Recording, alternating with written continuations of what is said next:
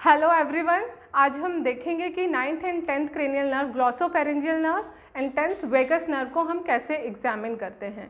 Before that हमको ये पता होना चाहिए कि 9th and 10th cranial nerve का डिस्ट्रीब्यूशन कैसे होता है, वो ओरिजिन कैसे होता है और ये कहाँ मोटर एंड सेंसरी सप्लाई होती है इसकी।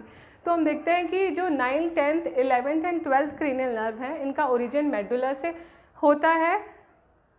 9th and 10th cranial nerve medulla से ओरिजिनेट हो रही है। यहाँ पर ये 9th क्रेनियल नर्व है, दैट इज़ ग्लॉसोफेरेंजियल नर्व। फिर 10th क्रेनियल नर्व है। 10th क्रेनियल नर्व का कुछ आगे जो ब्रांच है वो 11th क्रेनियल नर्व के साथ मिक्स हो जाती है, इसलिए जनरली हम 9th, 10th, 11th, 12th cranial nerve, specially 9th, 10th cranial nerve को हम एक साथ एग्जामिन करते हैं। देन 11th एंड 12th को हम एग्जामिन करते हैं। तो 9th, 10th, 11th, 12th को भी जनरली एक साथ एग्जामिन किया जाता है। तो 9th cranial nerve is glossopharyngeal nerve, mix nerve होती हैं। इसकी जो मोटर फाइबर्स होते हैं ये स्टाइलोफेरेंजिस मसल को सप्लाई करते हैं। देन इसका जो सेंसरी फाइबर है वो पोस्टीरियर 1/3 ऑफ द टंग को सप्लाई करता है। जब हमने फेशियल नर्व का एग्जामिनेशन देखा था तो हमने देखा था कि जो फेशियल नर्व की कॉर्डा टिम्पैनी ब्रांच है वो लिंगुअल नर्व के साथ ज्वाइन होती है और एंटीरियर 2/3 ऑफ द टंग को सप्लाई करती है। तो that is responsible for the taste sensation and general sensation of the anterior 2/3 of the tongue. यहाँ पर पोस्टीरियर 1/3 ऑफ द टंग के लिए taste sensation and general sensation के लिए ग्लॉसोफेरेंजियल नर्व इंपॉर्टेंट होती है। Then mucous membrane of the pharynx को भी इसकी सेंसरी सप्लाई होती है। देन सिक्रीटोमोटर फाइबर्स की बात करें तो ये पैरोटिड ग्लैंड को सप्लाई करती है। नाउ वेगस नर्व आगे जाके आप देख रहे हैं कि 11th क्रेनियल नर्व के साथ इसके ब्रांच मिक्स होती है। फिर इसकी जो मोटर सप्लाई है, it supplies the involuntary muscles of the respiration, GIT, right 2/3 of the transverse colon and heart को सप्लाई कर रहा है। फिर वॉलेंट्री मसल्स जो हैं वो all constrictor of the pharynx, all intrinsic muscles of the larynx and the muscles of soft palate को supply करती है। तो जिसकी मोटर सप्लाई है वो फेरिंग्स, लैरिंग्स एंड सॉफ्ट पैलेट के लिए इंपॉर्टेंट होती है। देन सेंसरी सप्लाई की बात करें तो mucous membrane of GIT up to right 2/3 of the transverse colon and the mucous membrane of again larynx, pharynx and soft palate को सेंसरी सप्लाई भी कर रही है। तो मोटर एंड सेंसरी सप्लाई है इसकी। अब हम देखते हैं कि इफेक्ट ऑफ पैरालिसिस क्या होता है। तो यदि हम इफेक्ट ऑफ पैरालिसिस देखें तो यदि जो इसके मोटर फाइबर्स है 9th क्रेनियल नर्व के वो स्टाइलोफेरेंजिस मसल्स को सप्लाई करते हैं, बट अगेन यहाँ पर हमें डिग्लूटेशन अफेक्ट नहीं होता है यदि अकेले ग्लॉसोफेरेंजियल अफेक्टेड है। तो यदि साथ में वेगस नर्व अफेक्टेड है तो ही हमें डिग्लूटेशन अफेक्ट मिलेगा, मतलब हमें स्वेलोइंग में प्रॉब्लम होगी। क्योंकि यदि ग्लॉसोफेरेंजियल नर्व अकेले अफेक्टेड है तो डिग्लूटेशन अफेक्ट नहीं होता है, क्योंकि जो कंस्ट्रिक्टर मसल्स ऑफ फेरिंग्स हैं 10th क्रेनियल नर्व के इंटैक्ट होने की वजह से डिग्लूटेशन प्रोमिनेंटली उनसे, इन कंस्ट्रिक्टर मसल्स ऑफ द फेरिंग से हो जाता है। तो ये हमको जब यदि simultaneously 9th and 10th cranial nerve affected हैं तो हमें डिग्लूटेशन अफेक्ट मिलेगा, अदरवाइज डिग्लूटेशन अफेक्ट नहीं होगा। देन सेंसरी में हम देखें तो 9th क्रेनियल नर्व के अफेक्ट होने से हमें पोस्टीरियर 1/3 का टेस्ट सेंसेशन अफेक्टेड मिलता है और पैरोटिड ग्लैंड अफेक्ट होने से सलाइवेशन अफेक्टेड होता है। फिर वेगस नर्व में हम बात करें तो हमें paralysis of 10th cranial nerve से नेज़ल ट्वेंग मिलता है, मतलब हमें नेज़ल टोन मिलती है। ऐसे वर्ड्स का जो प्रोनाउंसिएशन है अफेक्टेड होता है, ऐसे वर्ड्स जिसमें हमें प्रॉपर नेज़ोफेरिंग्स का क्लोजर चाहिए। तो डिफेक्टिव क्लोजर ऑफ द नेज़ोफेरिंग्स की वजह से कुछ वर्ड्स का प्रोनाउंसिएशन डिफेक्टिव होता है। लाइक रम, हम यदि कहते हैं पेशेंट को रब कहने तो वो रम प्रोनाउंस करता है, एग कहने कहते हैं तो वो एंग प्रोनाउंस करता है, दैट इज़ नेज़ल ट्वेंग मिलता है। फिर लैरिंग्स के प्रॉपर क्लोजर नहीं होने की वजह से हॉर्सनेस ऑफ वॉइस मिलती है। लैरिंग्स रिलैक्स होगा तो हॉर्सनेस ऑफ वॉइस मिलेगी। Then defective elevation of the soft palate होने की वजह से हमको regurgitation of fluid through nose मिलेगा जब हम उसे स्वेलोइंग करने बोलेंगे। So that is the effect of the paralysis of 9th and 10th cranial nerve. अब हम देखते हैं कि हमको इसको 9th 10th क्रेनियल नर्व को कैसे एग्जामिन करना होता है।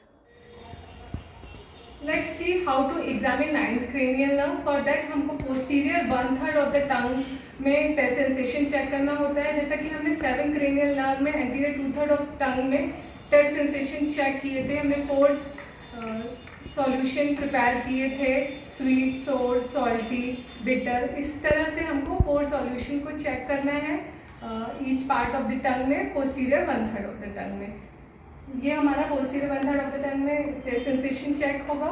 देन हमको पैलेटल रिफ्लेक्स या गैग रिफ्लेक्स, उसके लिए हमको एक टंग डिप्रेसर लेना है। टंग डिप्रेसर की हेल्प से पेशेंट को कहना है कि वो अपनी टंग बाहर निकाले। टंग डिप्रेसर की हेल्प से हमको टंग को डिप्रेस करते हुए posterior part of the pharynx में, पैलेटल आर्च में हमको टच करना होता है। Tackle back the pharynx with swab stick की हेल्प से। तो आफ्रेंट जो है इसका 9th क्रेनियल नर्व से जाता है, इफ्रेंट 10th क्रेनियल नर्व से जाता है। तो जब हम फेरिंग्स में with the help of the swab stick tackle करते हैं तो हमको क्या रिस्पांस मिलता है? हमको रिस्पांस मिलता है reflex contraction of the palatal muscle, जिसकी वजह से पेशेंट को कफ आता है।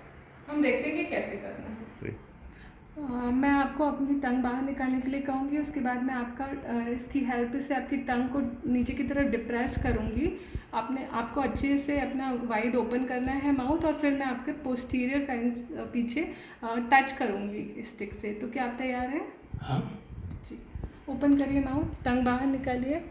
टंग डिप्रेसर से हमको टंग को बाहर निकाल करना है और हमको स्वैब स्टिक से पीछे टच करना है। टंग बाहर निकालिए, नीचे की तरफ देखिए। देखा हमने कि हमको दोनों ही साइड में पैलेटल मसल का कॉन्ट्रैक्शन मिला, पेशेंट को कफ रिफ्लेक्स आया, that is gag reflex. Now let's see how to examine 10th cranial nerve. For that हमको पेशेंट से रिगर्जिटेशन ऑफ फ्लूइड के बारे में पूछना है, या फिर हम उसको सिप ऑफ वाटर लेने बोलते हैं, और देखते हैं कि कुछ regurgitation of fluid through nose तो नहीं हो रहा है व्हाइल स्वेलोइंग। फिर हम उसको नेजल ट्वैंग के लिए चेक करेंगे। नेजल ट्वैंग के लिए हमको पेशेंट को कहने के लिए कहना है कि वो रब कहे, एग कहे, तो ऐसे वर्ड्स जिसमें कि प्रॉपर क्लोजर ऑफ नेजोफेरिंग्स की रिक्वायरमेंट होती है। तो ऐसे पेशेंट जिनको ये प्रॉब्लम है, अफेक्टेड है वेगस नर्व, तो वो उसमें नेजल ट्वैंग मिलता है due to the defective closure of the nasopharynx. तो वो रब को रम कहेंगे, एग को एंग कहेंगे।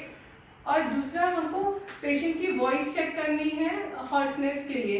यदि डिफेक्टिव लैरिंग्स का जो डिफेक्टिव क्लोजर होता है तो उसकी वजह से वॉइस जो है हॉर्सनेस हो जाती है, हम वो देखते हैं। तो आइए हम देखते हैं कि हम कैसे करते हैं।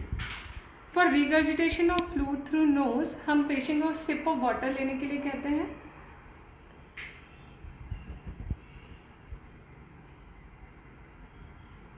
तो हमने देखा कि स्वेलोइंग हो रही है प्रॉपर, कोई भी नेजल रिगर्जिटेशन ऑफ फ्लूइड नहीं हो रहा है।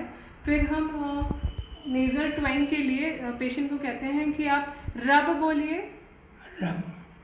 एग बोलिए। तो हम देख रहे हैं कि कोई भी नेजल ट्वैंग नहीं है, और रब को रब ही कह रहे हैं, एग को एग ही कह रहे हैं। देन हम हॉर्सनेस ऑफ वॉइस के लिए आप अपना नाम बता सकते हैं? विनोद कुमार गुप्ता। तो यहाँ पर हमने देखा कि कोई हॉर्सनेस ऑफ वॉइस नहीं है। Then next is palatal movement या यूविला मूवमेंट। तो हमें यहाँ पे यूविला का मूवमेंट देखना होता है। हेल्थी कंडीशन में यूविला जो है वो सेंट्रली प्लेस्ड होता है, और ये जो पैलेटल आर्च होता है इसका कोई मूवमेंट नहीं होता है।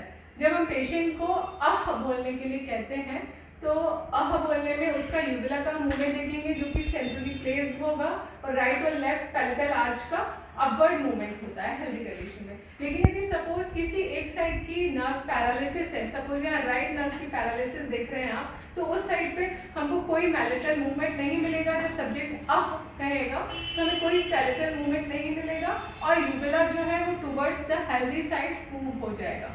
यदि बायलेटरल नर्व पैरालिसिस है तो दोनों ही साइड में पैलेटल मूवमेंट नहीं मिलेगा, यूविला सेंट्रली प्लेस्ड होगा और पैलेटल मूवमेंट हमको नहीं मिलेगा। तो हम देखते हैं कि पेशेंट में हम कैसे पैलेटल मूवमेंट या यूविला मूवमेंट देखते हैं। तो इसके लिए हमें पेशेंट को आह कहेंगे। आप अपना माउथ ओपन करिए, टंग बाहर निकालिए, नीचे की तरफ करिए, आह बोलिए। बाहर निकालिए, टंग को निकालते हुए कहना है, और अच्छे से बाहर निकालिए, वाइड ओपन करिए मुंह को, आह बोलिए। तो हम देख रहे हैं कि यूविला सेंट्रली प्लेस्ड है। यहाँ पर